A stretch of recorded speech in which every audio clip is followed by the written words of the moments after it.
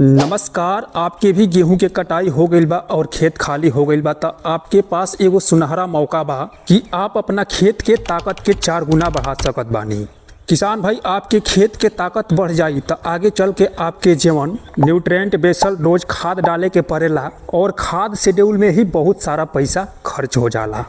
तो कम से कम खर्च में ही खेत के 4 गुना ताकत बढ़ावे के का उपाय बा और आगे फसल से 2 गुना उत्पादन कैसे बढ़ावल जाए। किसान भाई, हमनी के खरीफ के फसल में आगे चल के दूब, मोथा और तमाम प्रकार के खरपतवार के समस्या देखे के मिलेला।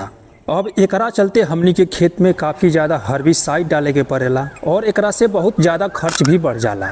और साथ ही साथ मिट्टी के जौन उर्वरा शक्ति बा, मिट्टी के उर्वरा शक्ति भी हर्बिसाइड डालला से कम होला। तो किसान भाई, खरीफ फसल के बुआई से पहले अपना खेत के 3 से 4 गुना उर्वरा शक्ति कैसे बढ़ावल जाए ताकि आगे चल के हमनी के खरीफ के फसल से अच्छा उत्पादन मिल सके। आज के वीडियो में यह विषय पर डिटेल्स में चर्चा कइल जाई। तो किसान भाई, वीडियो के अंत तक जरूर देखी।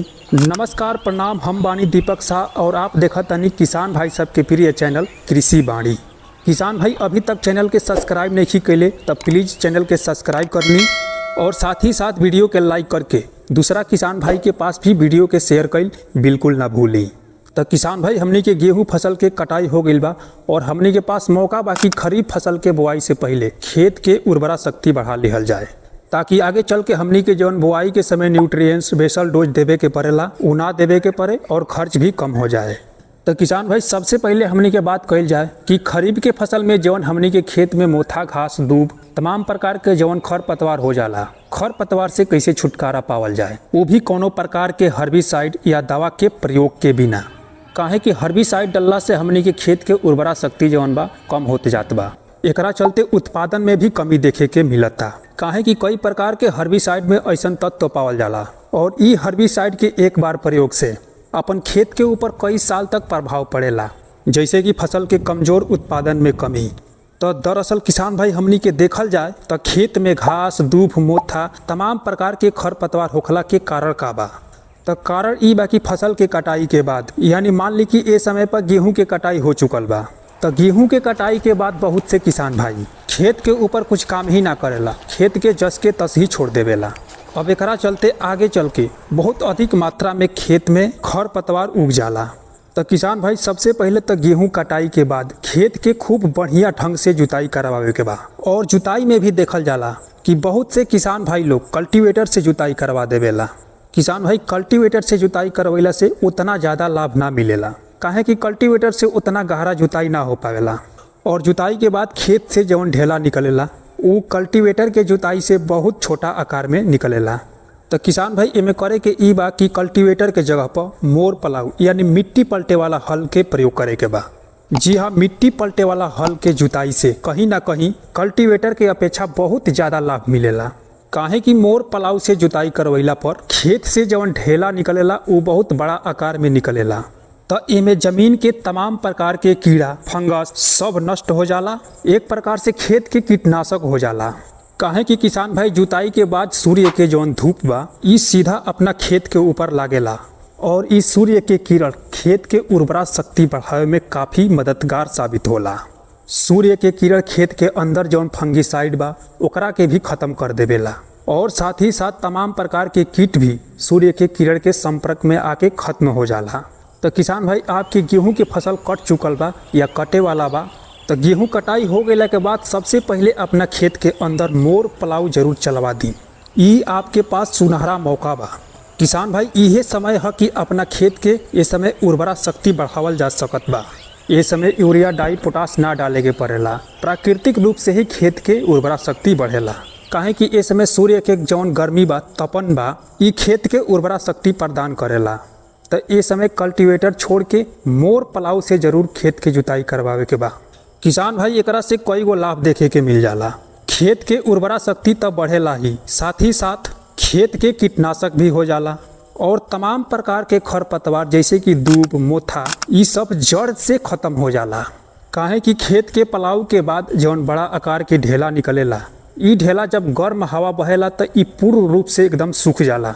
तो पूरा सूख गईला के वजह से जौन खरपतवार के जड़, गांठ बा वो भी सूख के एकदम नष्ट हो जाला। तो इस समय अपन खेत के पलाव करवा देते बानी। देखल जाए तो खरीफ के फसल के बुआई होखे में लगभग अभी 2-2.5 महीना के समय बा। तो ई 2-2.5 महीना में खेत के अच्छा खासा लाभ मिल जाई। लेकिन किसान भाई एक बात के ध्यान ई देवे के बा, बहुत से किसान भाई लोग गलती ई करेला कि खेत के पहले पलेवा कर देवेला, यानी खेत के सिंचाई कइला के बाद में मोर पलाव से जोताई करवावेला। तो ए प्रकार से ज़्यादा लाभ ना मिल पावेला, काहे कि पलेवा के बाद खेत में नमी हो जाला। और हमनी के चाही कि जुताई से पहले ज़मीन बिल्कुल पूरी तरह से सूखा रहे के चाही, काहे कि जुताई से पहले खेत में नमी रही तो जुताई के बाद भी खेत के अंदर नमी बनल रही।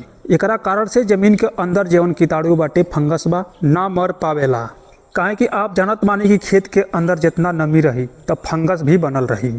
तो हमनी के खेत से फंगस खत्म करे खातिर, दीमक, तमाम प्रकार के कीट खेत से खत्म करे खातिर बिल्कुल सूखा जमीन में मोर पलाव चलावत बानी, तो काफ़ी शानदार परिणाम देखे के मिल जाला।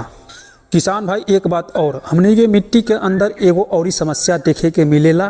तो ये सब प्रक्रिया अपना खेत के अंदर कर देते बानी तो नीमाटोड जैसन बीमारी पर भी काफ़ी हद तक कंट्रोल हो जाला, काहे कि नीमाटोड जैसन बीमारी फंगस से आवेला। जमीन के अंदर उर्वरा शक्ति की कमी रहेला और फंगस ज़्यादा रहेला, तो ई फंगस फसल के जड़ के आगे ना बढ़े देवेला, तो उहे जड़ गांठ बन जाला और पौधा विकास ना कर पावेला।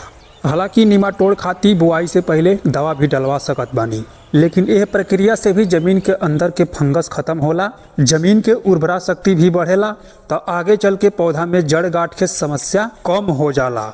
तो किसान भाई ये समय आपके भी खेत खाली हो चुकल बा, तो अपना खेत के अंदर ये सब प्रक्रिया जरूर करा ली। इस सब प्रक्रिया से अपन मिट्टी एक बार फिर से रिपेयर हो जाले, उर्वरा शक्ति काफ़ी बढ़ जाला और अगला फसल में हमनी के पहले के अपेक्षा 2 गुना लाभ देखे के मिल जाला। तो इस समय ये काम जरूर करवा लेवे के बाद, यदि आप कोनो सब्जी वर्ग के फसल के बुआई नहीं कैले तो आपके पास ये सुनहरा मौका बा। और यदि आप सब्जी वर्ग के फसल के बुआई कर ले बानी तो ठीक बा, अच्छा बा, ओमे भी लाभ देखे के मिल जाई। लेकिन आपके खेत खाली बा तो ये काम करवा दिहला से एक प्रकार से अलग लाभ देखे के मिल जाला। तो किसान भाई आज के वीडियो में हमने के बात कहनी है जा कि कम खर्च में खेत के 3 से 4 गुना उर्वरा शक्ति कैसे बढ़ावल जाए। तो आशा करता नहीं कि आप सबके ये वीडियो पसंद आयल हुई। किसान भाई वीडियो पसंद आयल होके तो वीडियो को लाइक जरूर करी और साथ ही साथ चैनल के सब्सक्राइब कइल बिल्कुल ना भूली। नमस्कार।